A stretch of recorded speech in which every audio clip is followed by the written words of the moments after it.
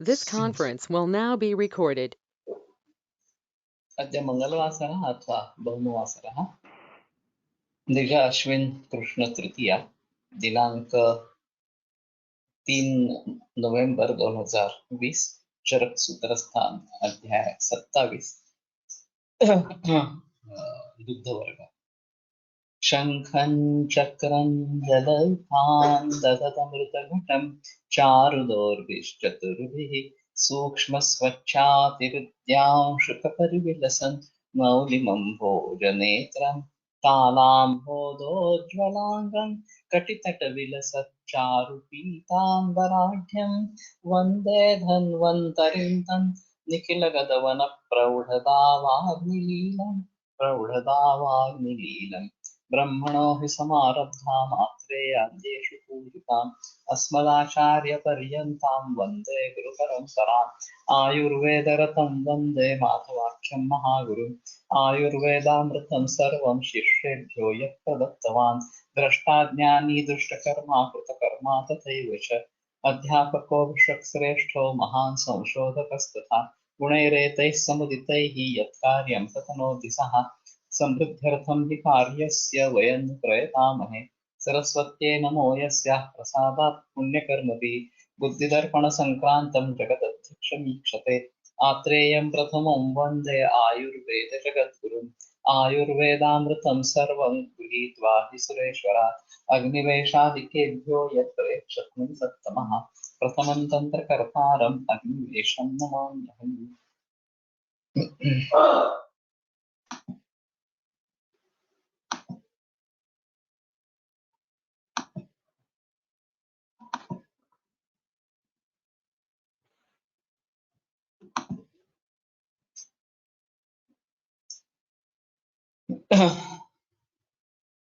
रोक्षोष्णं क्षीरमुष्णीणाम् ईषत्सलवणं लघु शस्तं वातकफानाः कृमिशोकोदरार्चितम्। तर्हि उष्ट्रीणां क्षीरम् ईषत्सलवणं लघु रूक्षम् उष्णं च वातकफानाः कृमिशोकोदरार्चिषां शस्तम्। यथा मया उक्तम् एतत् अरबदेशे उपलभ्यते सर्वत्र। अस्माकं तस्य साध्यं नास्ति, किन्तु यदि तत्रैव निवासः कर्तव्यश्चेत् तर्हि तस्य साध्यं करणीयम् इति। नो चेत् अत्रस्मात् तत्र दुग्धं प्रेषितव्यं, गोदुग्धम्। एवञ्च तत्र अवसरः वर्तते निर्यात इत्येतस्मिन् अर्थे भवतु न। तो यहाँ विदेशों में, खास करके अरब देशों में ये उपलब्ध है, और उष्णी क्षीर जो है वो, और उसका अगर साथ में हो जाए तो थोड़ा ठीक है, नहीं तो यहाँ से देसी गाय का दूध या दूध की पाउडर इस प्रकार की भेजनी पड़ेगी। और उसके हिसाब से वहां पे काफी निर्यात के लिए यहाँ से स्कोप है। अभी जुवेनाइल डायबिटीज के केसेस बढ़ रहे हैं यूएई में, और इसका मूल कारण जो A1 मिल्क वहां पे प्रचलन में है ज्यादा, वो है। तो उससे दूर हमें जाना है। कल एक व्हाट्सएप में मैंने मैसेज पढ़ा कि देसी गाय कम दूध देती है, इसलिए उसका संकरीकरण करके होल्स्टीन वगैरह गाय का प्रचार प्रसार किया गया, और वही देसी गाय हमारी वीर गाय पर्टिकुलर विदेशों में जाकर 55-56 लीटर तक दूध दे रही है। तो इन लोगों को, भारतीय लोगों को मूर्ख बनाया गया। अगर दूध का उत्पादन ही बढ़ाना था तो देसी गाय, गिर जैसे गाय को प्रोत्साहन देना चाहिए था, लेकिन यहाँ संकरीकरण किया गया। और अब विदेशों में फिर से देसी, भारतीय देसी गाय A2 मिल्क अभी सभी जगह उपलब्ध किया जा रहा है। लेकिन ये 50-56 लीटर दूध, ये कमर्शियलाइजेशन ही हो गया, नेचुरल नहीं है। तो नैसर्गिक दृष्टि से जितना मिल सके, चाहे 10-12 लीटर ही सही, तो ही उतना ही देना इस प्रकार का बेहतर है, और उतना ही उसमें मुनाफा कमाना ये बेहतर है। लेकिन ये अभी सब कमर्शियलाइजेशन हो गया, ये मार्केटिंग स्ट्रेटेजी इस प्रकार की हो गई, और अभी 1% केवल भारतीय गाय रही है। उसको फिर से बढ़ावा देकर जर्सी गाय को घटा दे जाना है, ये हमारे लिए अभी एक बड़ा काम इस प्रकार का होगा। बल्यम ये वातकफाना कृमिशोफोतराक्षसाम, ये उस हिसाब से उधर वगैरह के जो रुग्ण है वो राजस्थान में जाकर बसे और उनकी का दूध पिए, ये ज्यादा अच्छा इस प्रकार का है। बल्यम बल्यम स्थैर्यकरम सर्वम उष्णम चैकशफम तया साम्लम सलवणम रूक्षम शाखा वातहरम जब।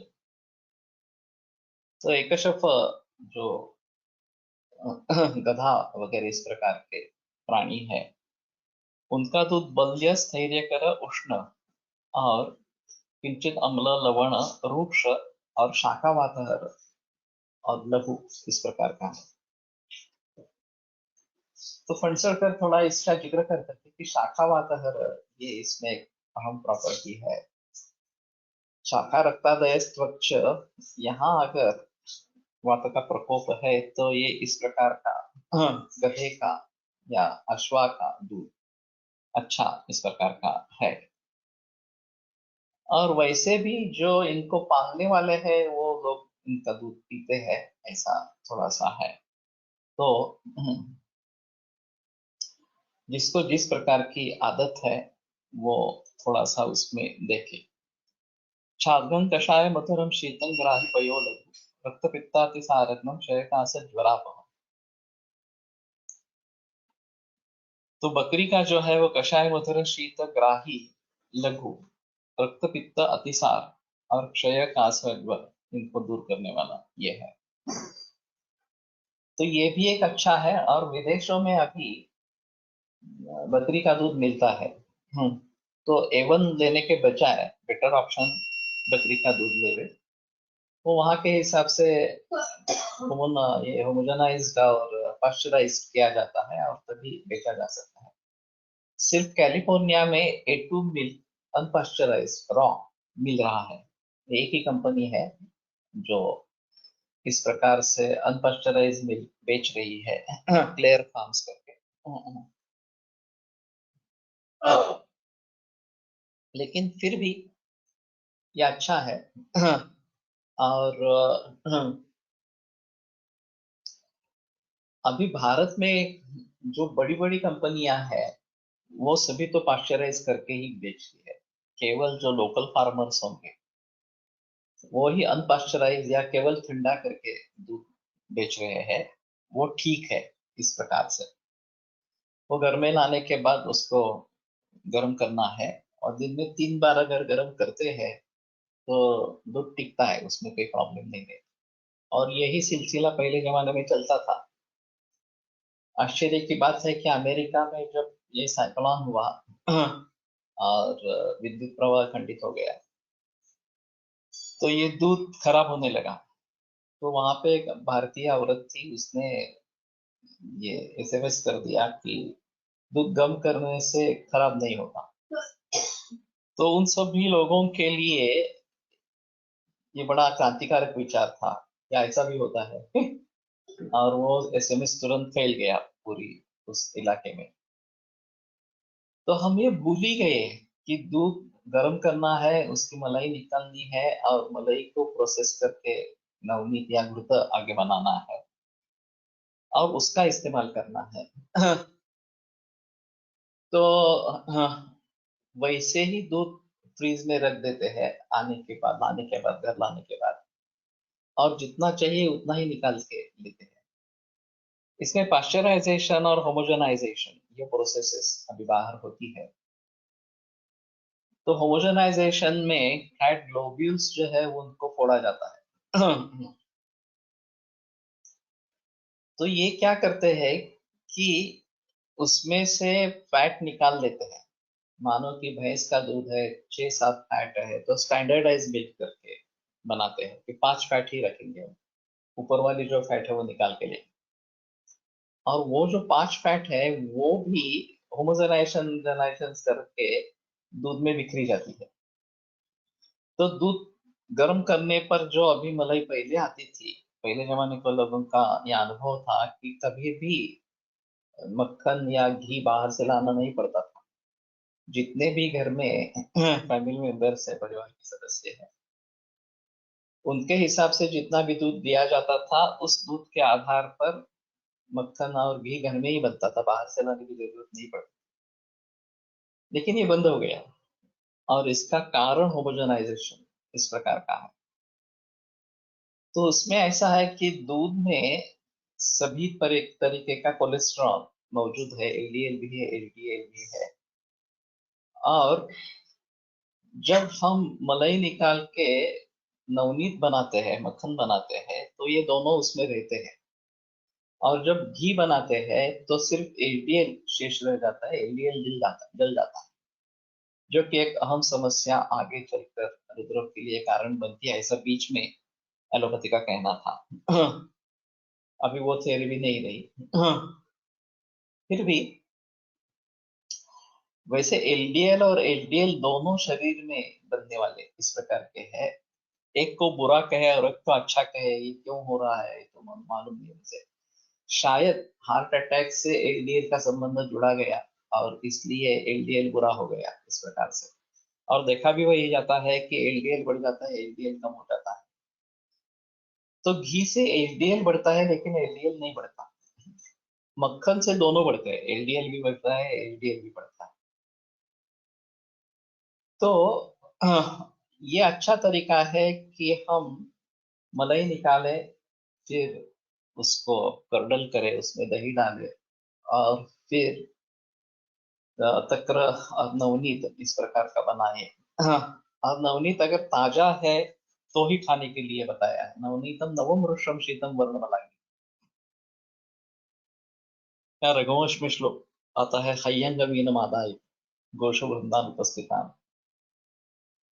तो हय्यंगवीन का मतलब है कि कल निकला हुआ जो दूध है उसका आज निकला हुआ नवनीत मक्खन इस प्रकार का।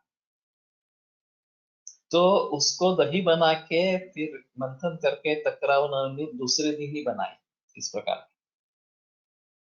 तो ये अगर पॉसिबल होता है और मक्खन उस प्रकार से खाया जाता है तो ठीक है। लेकिन अभी जो मक्खन बाजार में मिलता है वो काफी पुराना इस प्रकार का हो जाता है, डीप फ्रीज में रखते हैं और इस्तेमाल करते रहते हैं। तो बेटर ऑप्शन है कि नवनीत अगर ताजा खाना है तो ठीक है, नहीं तो उसको घी में परिवर्तित करो और घी ही खाओ, वही बेहतर ऑप्शन इस प्रकार का है। और वैसे घी के गुणधर्म काफी अच्छे हैं, जैसे दूध के है वैसे ही घी के गुणधर्म है। तो घी की आदत होनी चाहिए बचपन से ही। अगर ये आदत नहीं डाली जाती, अभी के जमाने में ये आदत नहीं है बच्चों को, छोटे बच्चों को, तो काफी मुश्किल इस प्रकार की होती है। उनको घी की टेस्ट अच्छी नहीं लगती है। और चीज पनीर सब खा लेते हैं लेकिन घी नहीं खाते हैं। ये बड़ी दुर्भाग्य की इस प्रकार की घटना है। तो ये होमोजेनाइजेशन ये बिल्कुल गलत तरीका इस प्रकार का है। हाँ, तो कच्चा ही दूध अगर हमें मिले, ज्यादा से ज्यादा ठंडा करके मिले, तो बेहतर ऑप्शन ताजा दूध आता है। हम बरसों चितले का दूध ले रहे थे और एक भी दिन वो खराब नहीं हुआ। इतने बरसों में एक बार भी दूध खराब नहीं हुआ। और 8-8 10-10 दिन रहने के बाद भी खराब नहीं होता। तो ये अजीब मामला है। इसका मतलब इसमें इतने स्ट्रॉन्ग केमिकल्स डाले गए हैं कि वो खराब नहीं होता इसमें। तो ताजा ही दूध लेना है, ये सबसे बेहतर इस प्रकार का है। और पाश्चराइजेशन ये जो संस्कार है उसमें दूध 80 डिग्री सेल्सियस तक गर्म किया जाता है और झट से 4 डिग्री सेंटीग्रेड तक इसका तापमान कम किया जाता है। तो लोगों का कहना है कि ये this is killing of milk, दूध को मार रहे हैं इस प्रकार से। तो ये भी उचित नहीं है, लेकिन दूध टिकने के लिए उसमें जो भी बैक्टीरिया जो हमारे लिए उपयुक्त है वो भी नष्ट हो जाता है। तो हाँ, ये भी हमारे हिसाब में अच्छा इस प्रकार का नहीं है। तो दूध के बारे में हाँ, जागरूकता होना बहुत जरूरी इस प्रकार का है। और हमारे घर में जो दूध आए वो A2 मिल्क, देसी गाय का मिल्क दूध ही आए, इसके ऊपर ध्यान देना जरूरी है।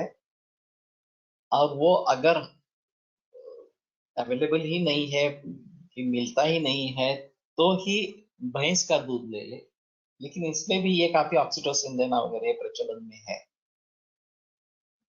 तो इसके बारे में जन जागरण होना जरूरी है, चाहे कीमत थोड़ी ज्यादा चुकानी पड़े वो बेहतर है, लेकिन ये ऑक्सीटोसिन देकर कीमत कम करना ये बराबर नहीं है इस प्रकार से। और गाय और भैंसों को टहलना भी है।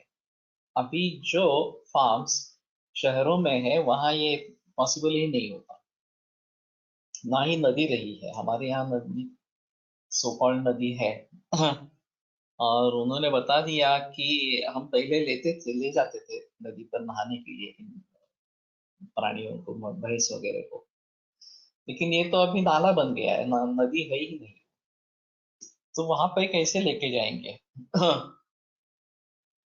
तो ये बड़ी मुसीबत इस प्रकार की है। तो उनका धूप में टहलना बहुत जरूरी है। धूप में टहलेगी तो विटामिन A, D उसमें आ जाएगा, दूध में आ जाएगा और दूध के जरिए हमें मिल जाएगा। और B12 की भी वही समस्या इस प्रकार की रहेगी। अगर देसी गाय है तो B12 हमें उससे प्राप्त होगा। तो ये बात ध्यान में रखनी है।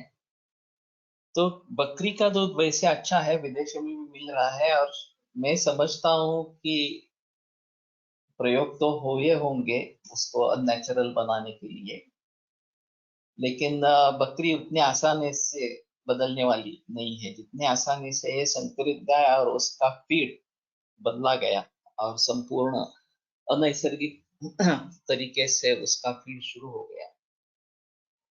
वैसा बकरी के बारे में शायद नहीं हुआ है। एक बार फिर भी देख लेना चाहिए क्या कर रहे हैं विदेशों में, खास करके। भारत में तो नहीं है, भारत में तो बकरी का दूध वैसे ही मिलता है, उसमें कोई प्रॉब्लम नहीं है। तो ये बेटर ऑप्शन है। अगर दूसरा कोई दूध नहीं मिलता है तो बकरी का दूध लेना बेहतर ऑप्शन है। हिक्काश्वासकरम तूष्णम पित्त श्लेष्मलम आविकम। मेंढी का दूध जो है वो हिक्काश्वास निर्माण करने वाला, पित्त कफ निर्माण करने वाला और उष्णवीर्य इस प्रकार का,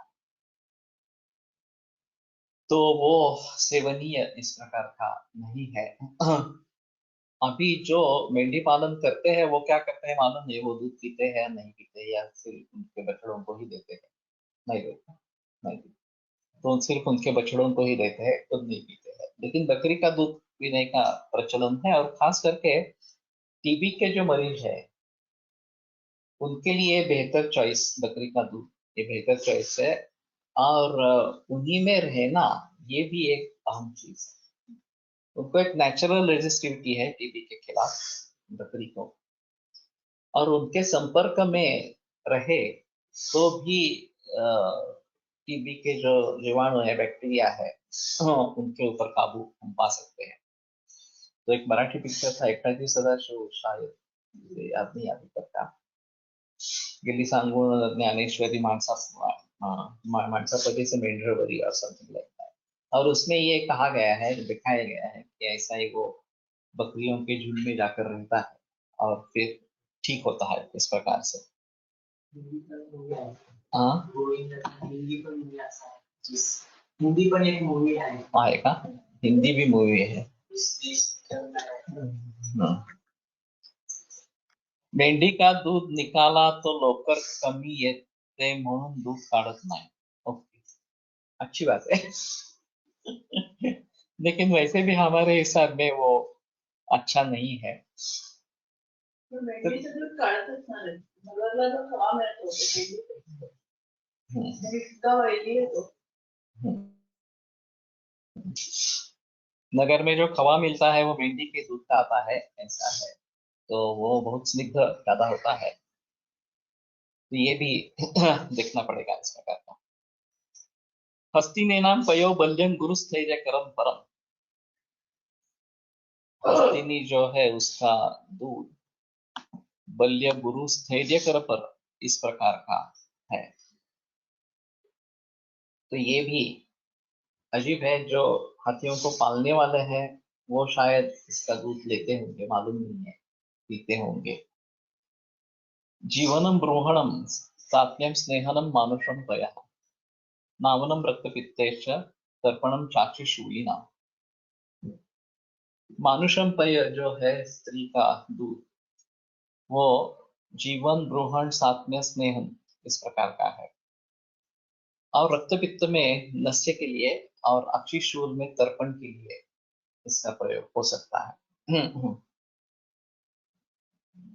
तो एक तो बात सही है कि हाँ, मातृव्य प्रभेद संयम, ये जो आगे उत्तर स्थान में बताया गया है कि माता का ही दूध पीना है, मातुरेव इस प्रकार का वहां पे निर्देश है। स्तन्या भावे पयश्चागम द्रव्यम वा तद्वत्। अगर स्तन्य प्रादुर्भाव कम है तो फिर बकरी का दूध या गाय का दूध उस प्रकार के गुण का बनाकर उसका सेवन करना चाहिए। हाँ, बीच में एक 30-40 बरस ऐसे गए कि स्तनपान छोड़ दिया था औरतों ने, और उसका एक कारण फिगर बिगड़ती है, ये कारण दिया जाता था। फिर एलोपैथी ने इसके बारे में काफी फिक्र किया और बताना शुरू किया, नहीं, स्तनपान देना ही उचित है इस प्रकार से। तो अभी पूरा समाज मानता है कि स्तनपान देना जरूरी इस प्रकार का है। लेकिन अगर दूध कम है तो फिर ये इस प्रकार का कुछ करना पड़ेगा, बकरी का दूध देना या देसी गाय का दूध देना। और जो भी केसेस दूध असात्म के दिखाई देते हैं लैक्टोज इंटॉलरेंस के, वो ज्यादातर जुड़े हैं वो जर्सी गाय से जुड़े हैं। विदेशों में इसका काफी प्रचलन है और सभी जगह जर्सी गाय का दूध ही है। तो अगर लैक्टोज इंटॉलरेंस है तो पहले कोशिश करें कि देसी गाय का दूध देना आरंभ करें, थोड़ी थोड़ी मात्रा में। अगर वो साथ में हो जाता है, उससे तकलीफ नहीं होते, तो वो हम कंटिन्यू कर सकते हैं। नहीं तो बकरी के दूध का प्रयोग करें और फिर वो भी साथ में हो जाता है तो भी तकलीफ नहीं है। और माँ का दूध बढ़ाने के लिए कोशिश करें, वो भी एक अहम चीज इस प्रकार की रहेगी। और जैसे जर्सी गाय का दूध देना ही नहीं है, लेना भी नहीं है पूरे जन्म में, ये प्रचलन में लाना जरूरी है। तो डिमांड बढ़ेगी तो सप्लाई बढ़ेगा, ये सबसे अहम चीज है। अगर हमारी देसी गाय अमेरिका में जाकर 50-56 दूध लीटर देती है तो हमारे यहाँ क्यों नहीं दे सकती? उतना नहीं सही, लेकिन जर्सी गाय जितना देती है उतना 10-20-30 लीटर तो दे सकती है, ऐसा है। हमें इसमें अननेचुरल कुछ भी नहीं करना है, जो भी करना है वो नैसर्गिक दृष्टि से ही करना है। उससे जितना मिले उससे संतोष होना चाहिए। गायों की संख्या बढ़ाओ। ये पुराने जमाने में गोधन होता था, और ये जो इतिहास है कि कौरवों ने विराट के गायों को छीन लिया इस प्रकार, तो मुझे बड़ा आश्चर्य लगा कि गायों को कैसे छीना जाता है और किस लिए छीना जाता है। तो ये गोधन है, तो इसको ध्यान में रखना बहुत जरूरी इस प्रकार का है। ब्रेस्ट मिल्क बैंक से लिया दूध नस्य में यूज कर सकेंगे या फ्रेश? अगर फ्रेश मिलता है तो ठीक है, नहीं मिलता है तो ही इसका प्रयोग करें। ब्रेस्ट मिल्क की बैंक, ये अभी भारत में कितना प्रचलन है मुझे मालूम नहीं है। लहान बाळांना बकरीचे दूध देताना पण त्यात पाणी टाकून अग्निसंस्कार करून द्यावे। येस, बेटर ऑप्शन है कि पानी डाल के या सोना भी डाल के उसके साथ में ये करके करेंगे। मानुषम वात पित्ता सुरक अभिघाता क्षीरो विदिते वाग्भट में गया है। ये जो डिफरेंस आता है ये क्यों आता है, मेरे ध्यान में अभी तक नहीं आया। यहाँ चरक में उसके बारे में संदेह नहीं है, तो इसके बारे में कोई संदर्भ नहीं है। अभिघाताक्षरों के ये जो बात बताई गई उसके बारे में कुछ यहाँ पे रेफरेंस नहीं है। लेकिन वाग्भट में है। जब मिसेस माधवी का एक्सीडेंट हुआ था और जाइगोमेटिक बोन फ्रैक्चर हुआ था और एक आंख की रोशनी पूरी निकल गई थी लेफ्ट आई की,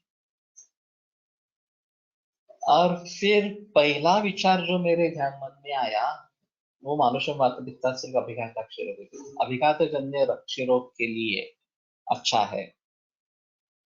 तो मैंने सुझाव छात्रों को दिया कि तुम जाओ और जहाँ कहीं स्तन्य मिलता है वो लेके आओ। तो दूसरे दिन एक दो तीन औरतों का स्तन्य प्राप्त हुआ। तीसरे दिन हमने ताराचंद से इस स्तन्य मंगवाया, तो काफी मात्रा में उपलब्ध हुआ। और इसमें ऑटोमेटेड पेरीमेट्री भी हुई थी, और कुछ भी रोशनी नहीं है, ये ऑप्थेल्मोलॉजिस्ट ने कंफर्म किया था, न्यूरोसर्जन ने भी कंफर्म किया था। तो मैंने उससे पूछा कि आप कितना दिन एडमिशन चाहते हैं, क्योंकि वो बेहोश हो गई थी। तो उन्होंने कहा मिनिमम 48 आवर्स। उन्होंने कहा ठीक है, 48 घंटे के बाद तुम डिस्चार्ज दे दो, तो मैं अपने तरीके से ट्रीटमेंट करूंगा।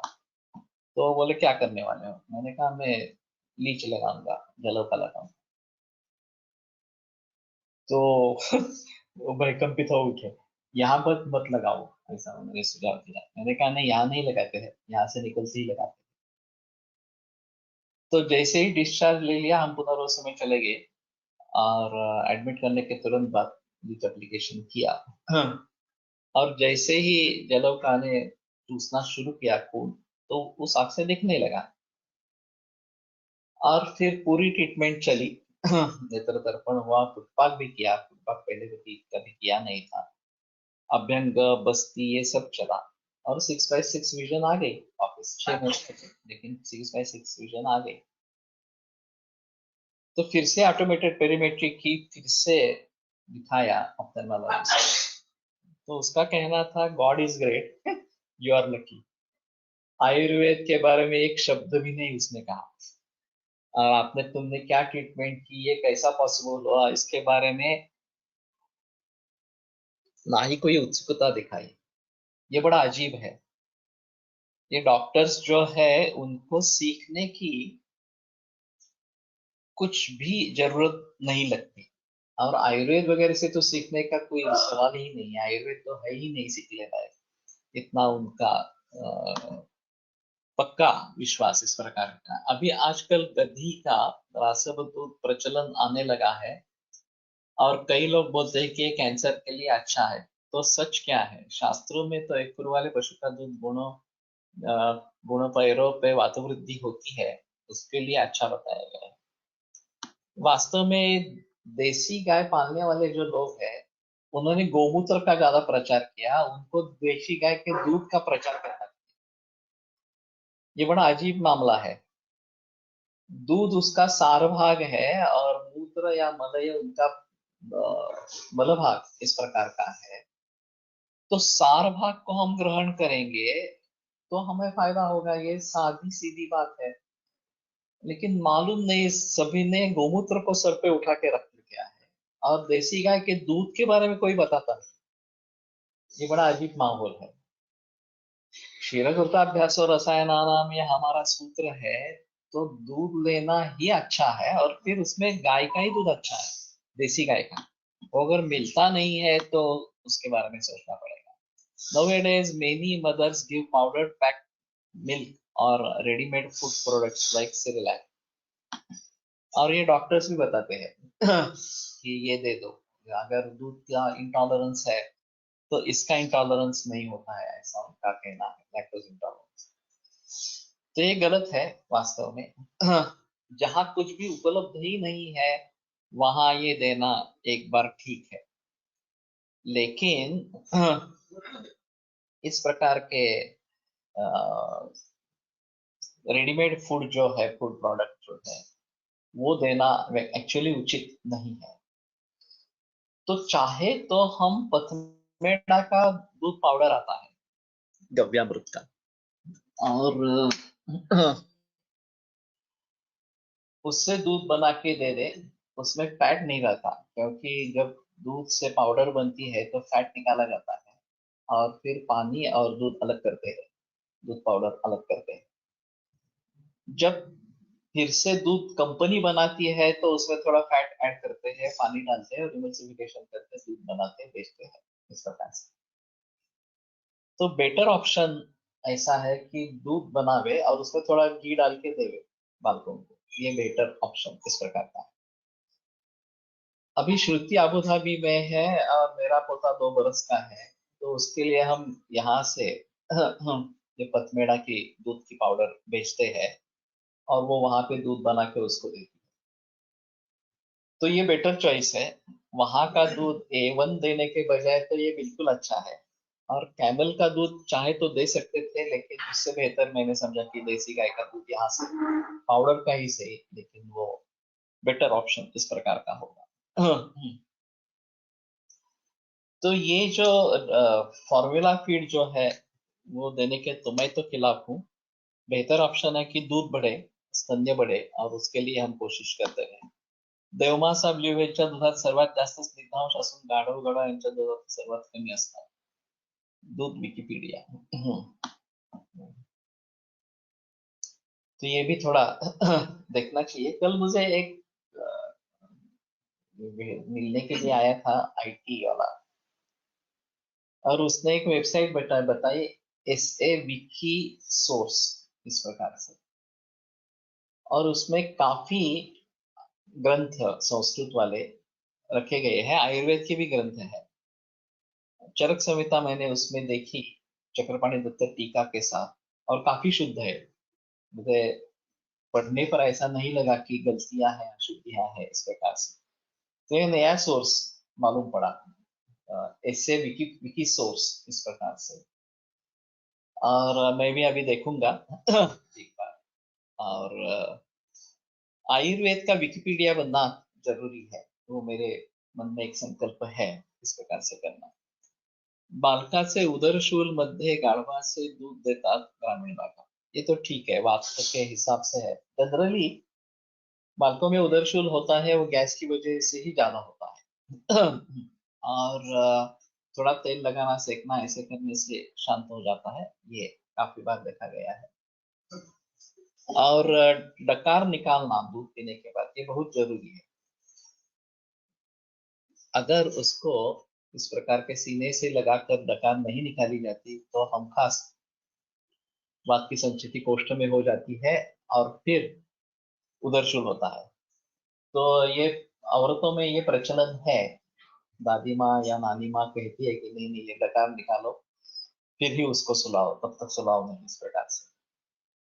तो ये जरूरी है कि वो डकार निकालना, ताकि वो गैस अंदर अटक नहीं जाए इस प्रकार से।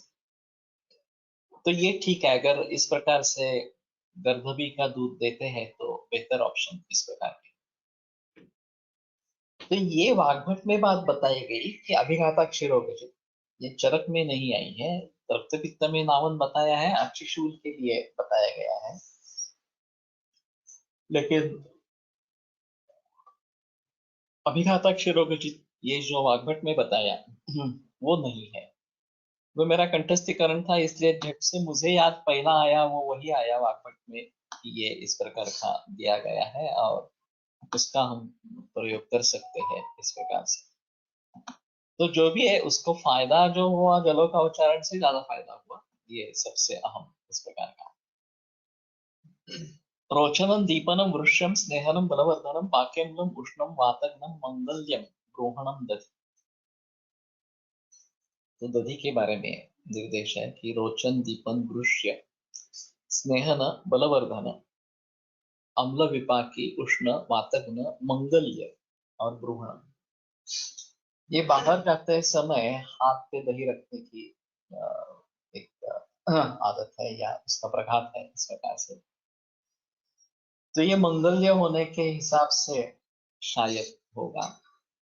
अभी हमारे वैद्यों के घर में दही के निर्बंध इतने होने के कारण दही का प्रचलन पूरी तरीके से बंद नहीं हो गया है। तो वर्षा ऋतु और शीत ऋतु में दही का सेवन करना, उस उस रीति से करना ज्यादा बेहतर इस प्रकार का। नामुद्ग सूपम नाक्षौदम तन्नावृत सितोपलम नशाना मलकम नाम। तो इन सभी के साथ ज्यादा फ्रिक्वेंटली नहीं, केवल दिन में इस प्रकार के दही का सेवन करेंगे तो ज्यादा बेहतर इस प्रकार का होगा। या जो सैलड्स वगैरह जो बनते हैं उसमें दही का इस प्रकार के प्रयोग करें, वो ज्यादा बेहतर इस प्रकार का रहेगा।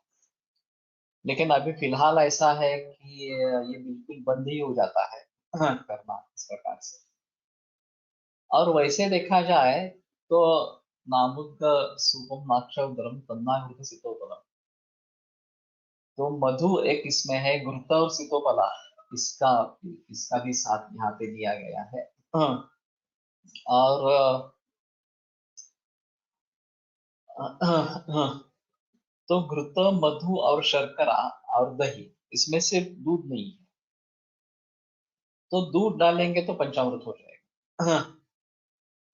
और इस तरीके से दही के साथ मधु, शर्करा और घृत ये सब लेना उचित है। शायद हम दूध के बगैर इसका प्रचलन करेंगे कि दही लेना है, बच्चों को खिलाना है, और खास करके इस तरीके से उसमें मधु, घृत और शर्करा ये डालकर खिलाना है। दूध को अलग रखेंगे, पंचामृत में दूध डाला जाता है, लेकिन ये शास्त्र सम्मत होगा क्योंकि इनके बगैर दही नहीं लेना है, और इनके साथ लेना है तो उसके दुष्परिणाम जो है वो कम इस प्रकार के हो जाने के। दधी अभिसंधि होने के बाद भी वर्षा में क्यों बताया, वो वात शामक है, ये उसका महत्वपूर्ण कारण है। वातरम वात कौपेपी वर्षासु मधुशस्यते, वर्षा में मधु का भी निर्देश इस प्रकार का है। तो शायद वर्षा ऋतु में दही और मध ये अगर हम खाएंगे तो ज्यादा बेहतर इस प्रकार का होगा। और बीच बीच में कभी खाना है। केवल प्रमेह वगैरह विकार जो है हमारे हिसाब में, अगर प्रमेह है, डायबिटीज की बात नहीं कर रहा हूँ, हमारे हिसाब में अगर प्रमेह है और कफपित्त प्रधान इस प्रकार का है तो उसमें दही देना बराबर नहीं है। लेकिन बाकी रोगों में दही इस प्रकार के देना ज्यादा बेहतर इस प्रकार। टीकेमध्ये रोगादी कृशस्य ब्रोहणम असे आहे आणि व्याधिकर्षित अवस्थेमध्ये करावा असा आहे का?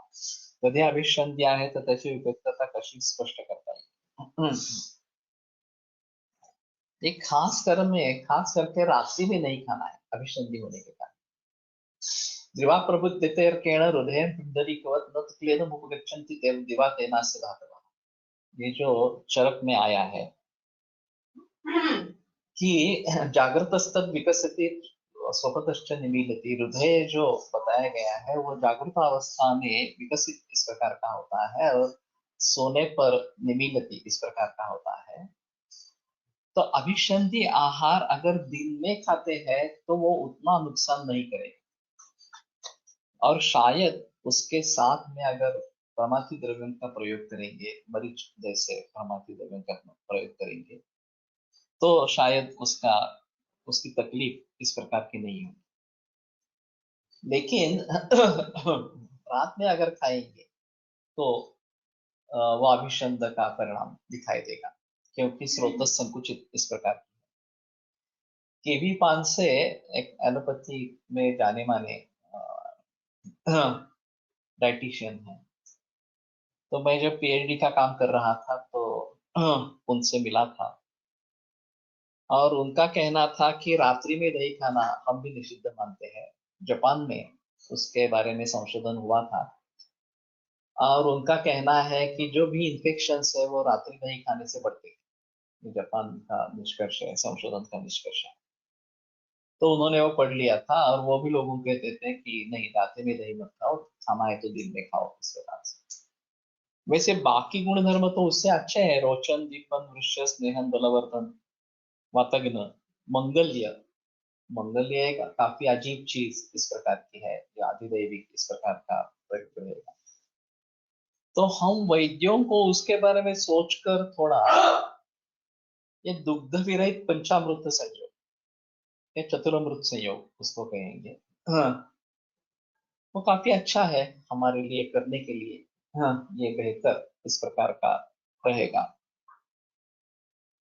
और वर्षा ऋतु में कभी कभी हफ्ते में 1-2 बार उसका अगर सेवन करेंगे या बालकों को दे देंगे तो अच्छा इस प्रकार का रहेगा।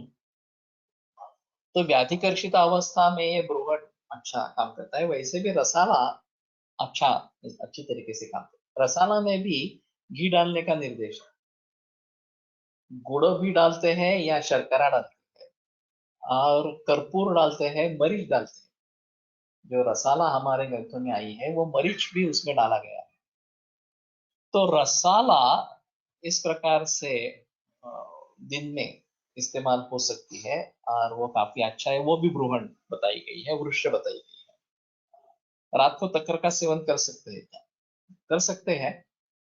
तक्र के बारे में ये निर्देश नहीं है। तक्र मतलब स्रोतशोधी वगैरह इस प्रकार का है, लघु है वगैरह। लेकिन फिर भी ऐसा है कि जिनको तक्र की आदत है, जिनका कंसेप्शन शरद ऋतु में हुआ है,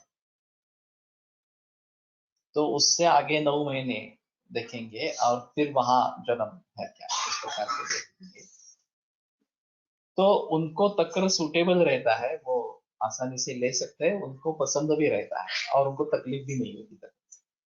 तो ऐसे लोग रहते हैं जमाने में कि जिनको तक्र बहुत पसंद है, तक्र की तकलीफ भी कोई होती नहीं है और अच्छी तरह निभा लेते हैं तक्र। लेकिन अगर वर्षा ऋतु में इस प्रकार का कंसेप्शन है तो तक्र सूट नहीं होता, तक्र लेने से तकलीफ होती है। फिर भी अगर भोजन के बीच काल में तक्र ले लेंगे, मध्यम लवणोत्कटन, तो तकलीफ नहीं होती। भोजन के अंत में अगर ले लेंगे तो कफ को निर्माण करने वाला, कंठ को बाधक इस प्रकार का हो सकता है। और दूसरी चीज ऐसी है, अगर स्नेह व्यापक है तो उसके लिए तक्र अच्छा है। तो अभी के तक ये कोलेस्ट्रॉल के हिसाब से अगर ट्राइग्लिसराइड ज्यादा बढ़ गए हैं, कोलेस्ट्रॉल ज्यादा बढ़ गया है एलडीएल करके, तो और स्निग्ध पदार्थों का सेवन ज्यादा हुआ है, तो तक्र प्रशस्त है भोजन के बीच में लेने के लिए।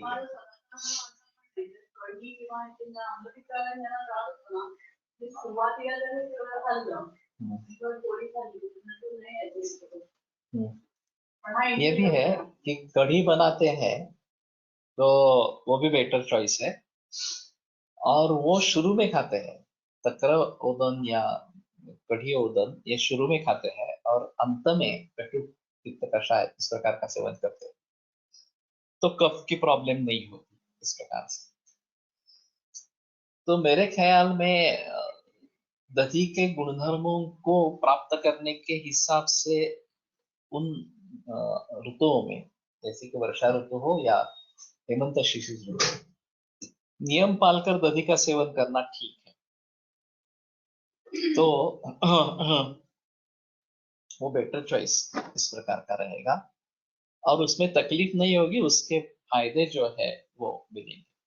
पीनसेच अतिसारेच शीतके विषमज्वरे अर्चो मूत्रपुरुषेच कार्श्येच दधिषस्य। ये पीनस में बताया गया है। पीनस वात प्रधान जब होता है तो दही इसमें अच्छा है, इसमें रसाला भी अच्छा काम करता है। अतिसार में भी ये ग्राही होने के कारण, उष्ण और ग्राही इस प्रकार का होने के कारण अच्छा है।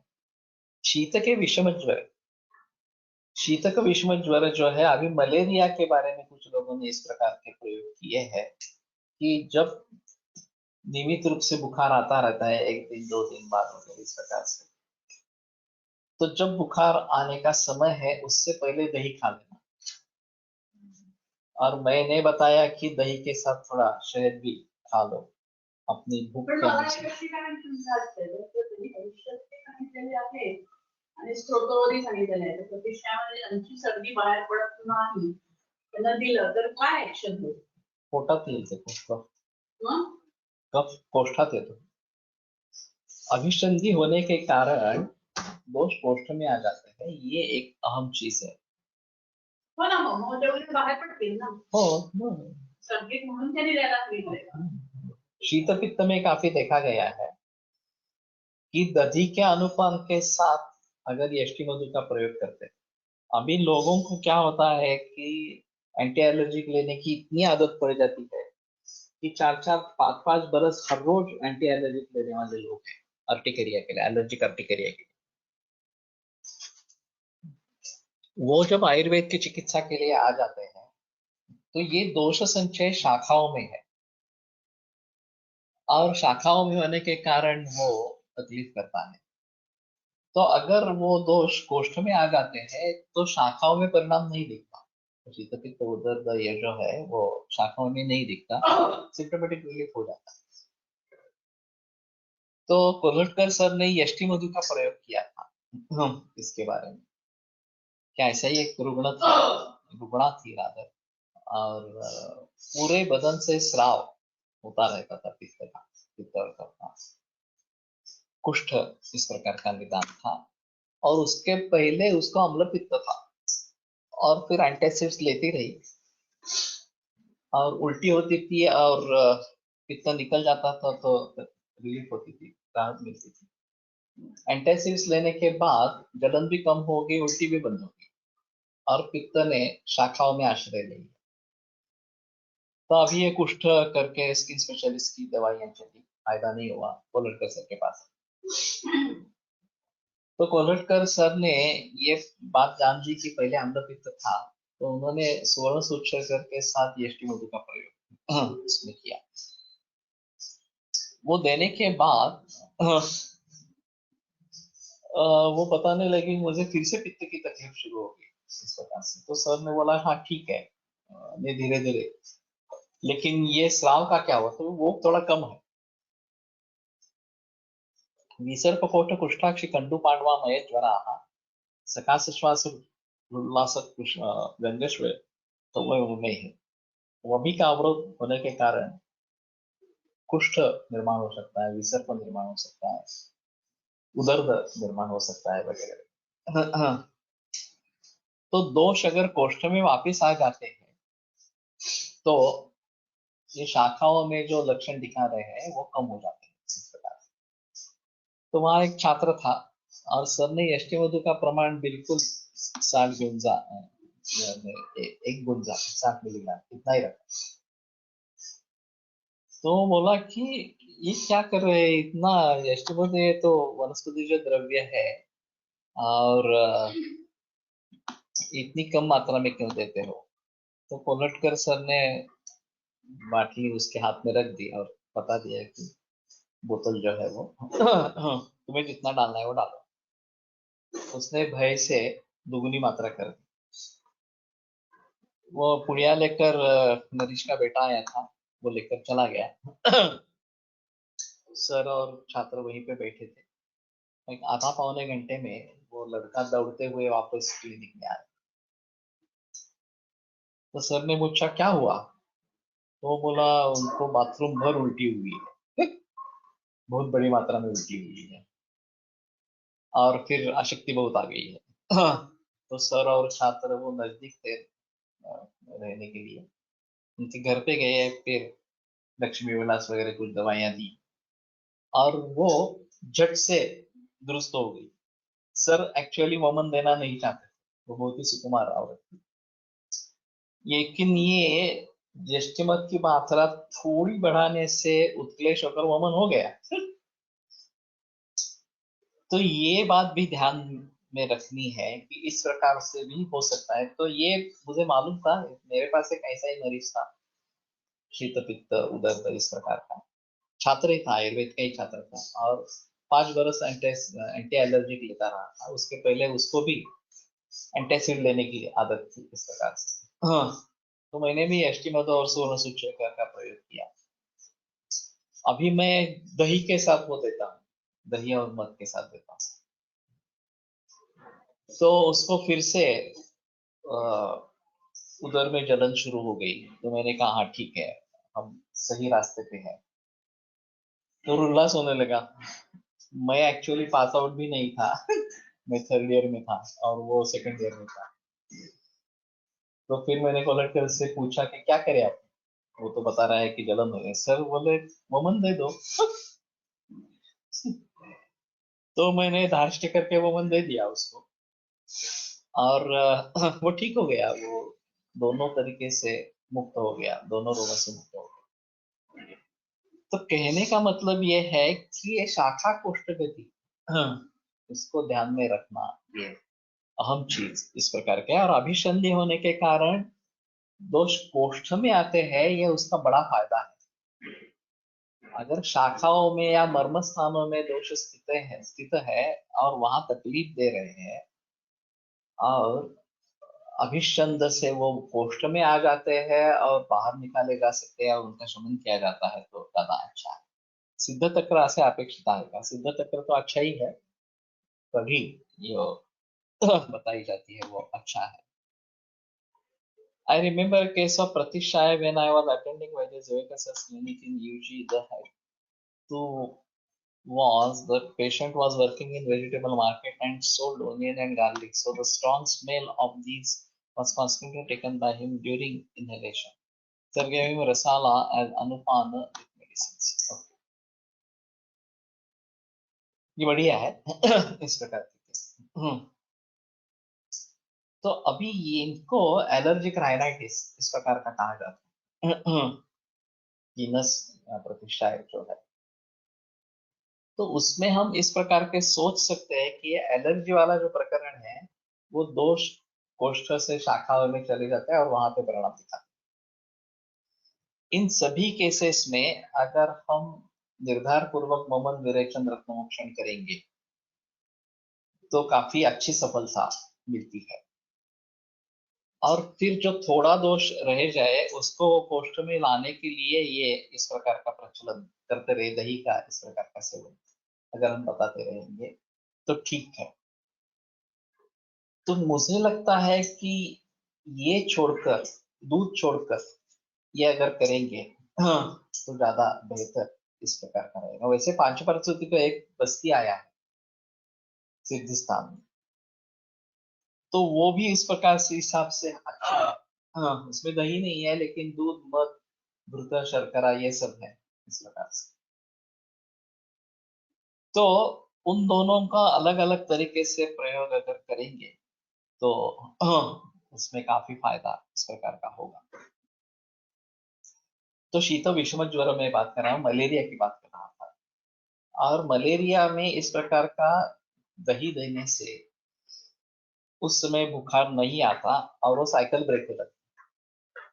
तो ये लोगों ने किया है, मैंने भी कोशिश की थी लेकिन मुझे उतना करने के लिए मिला नहीं, उतने पेशेंट नहीं मिले। तो जो प्रूवन मलेरिया है, फाल्सिपेरम हो या वाइवैक्स इस प्रकार का हो, प्रूवन मलेरिया के केसेस में ये देना जरूरी है, ये देके देखना जरूरी है। और प्रिंसिपल यही है कि ये शाखाओं में दोष रहते हैं और जितने दूर जाएंगे उतना आमाशय में आकर ज्वर निर्माण करने में समय लगेगा। सो एक दिन बाद, हर रोज एक दिन बाद इस प्रकार का जो माहौल रहता है, तो इनसे वो कोष्ठ में आने की प्रक्रिया शुरू हो जाती है और फिर ये जो आमाशय में आके फिर रसगत होकर पूरे शरीर में फैलकर जड़ को निर्माण करते हैं। तो ये प्रक्रिया अटक जाती है इसमें। तो इस हिसाब से ये देना जरूरी। Asthma and allergy are the same, yes. लेकिन ऐसा है कि असाथ में निर्माण भी होता है, चला भी जाता है, तो दोनों हो सकता है, या एलर्जी जो है वो। और हित चीजों का साथ में करवाना है और अहित चीज का साथ में हो गया है तो उससे मुक्ति पाना है, ये हमारे हिसाब में आवश्यक इस प्रकार का है। एलर्जी में ये दिखता है कि हित वाले चीजों की भी एलर्जी होती है, तो धीरे धीरे उसको साथ में करना है। और अहित चीज का साथ में हो गया हो तो धीरे धीरे उससे शोधणं आहे. बऱ्याच पेशंटमध्ये ॲलर्जिक रायनायटिस व अर्टिकेरिया दोन्ही असतात. मेडिसिन दिली की अर्टिकेरिया कमी झाला की शिंका वाढतात आणि रायनायटिस साठी मेडिसिन दिली की अर्टिकेरिया वाढतो. असं का होत असेल? ये सिर्फ कोष्ठ और शाखा गति इसी के आधार पर ये है. वैसे तमकश्वास और स्किन डिसीजेस कुष्ठ इसमें भी इस प्रकार का दिखाई देता है. गुणेश शास्त्री ने इसका जिक्र किया है समीर पंदक के वर्णन के बारे में. और वहाँ समीर पंदक देना उचित इस प्रकार का है जिससे कफ की शांति होगी और दोनों तमकश्वास और स्किन डिसीजेस दोनों पर काबू हम पा सकेंगे. तो इसमें सबसे अहम चीज है पथ्य के बारे में बताना, परहेज के बारे में बताना कि जो निर्माण करने वाले हेतु है उनको बंद करे, पहले दोष को कोष्ठ में लाकर उनका पाचन करे या उनको निकाले. तो सबसे अहम चीज है कि वमन विरेचन और रक्तमोक्षण करवाना, और ये करने के बाद ये दोनों ठीक होते हैं. राइनाइटिस भी ठीक होता है और अर्टिकेरिया भी ठीक होता है. शुरू में मेरी जो प्रैक्टिस थी वो इनकी ज्यादा प्रैक्टिस थी. मैं काफी मात्रा में वमन करता था. अभी भी मेरे क्लिनिक में वसंत ऋतु में 30-40 वमन तो होते ही है, लेकिन उस जमाने में उससे भी ज्यादा एक दिन में 2-3 वमन भी करवाते थे, और ये सभी असिस्टेंट ही करवाते थे. मैं शुरू में तो मैं रहता था, लेकिन पिछले 10-12 वर्षों में मैंने वमन अटेंड नहीं किया है. जो असिस्टेंट्स रहते हैं वही करते हैं इस प्रकार से. तो इसमें काफी सफलता आती है कि ये तमकश्वास के मरीज हो या फिर कुष्ठ के इस प्रकार के मरीज हो, सोरियासिस के खास करके मरीज हो. विचर्चिका वैसे भी ठीक है, लेकिन सोरियासिस ज्यादा तकलीफ वाला इस प्रकार का है. तो इन सभी ने यह एलर्जी प्रतिक्रिया शीत पित्त के लिए भी काफी अच्छा इस प्रकार का है. तो अगर नियमित रूप से शोधन करते रहेंगे और परहेज के बारे में बताएंगे तो ये दोहराता नहीं, एलर्जी चली जाती है. कोलटकर सर, एच.वी. सरदेसाई और एक होम्योपैथी के अच्छे, मेरे ख्याल में नामदोषी डॉक्टर होंगे पहले वाले, उनकी एक मुलाकात रेडियो पर हुई, आकाशवाणी पुणे.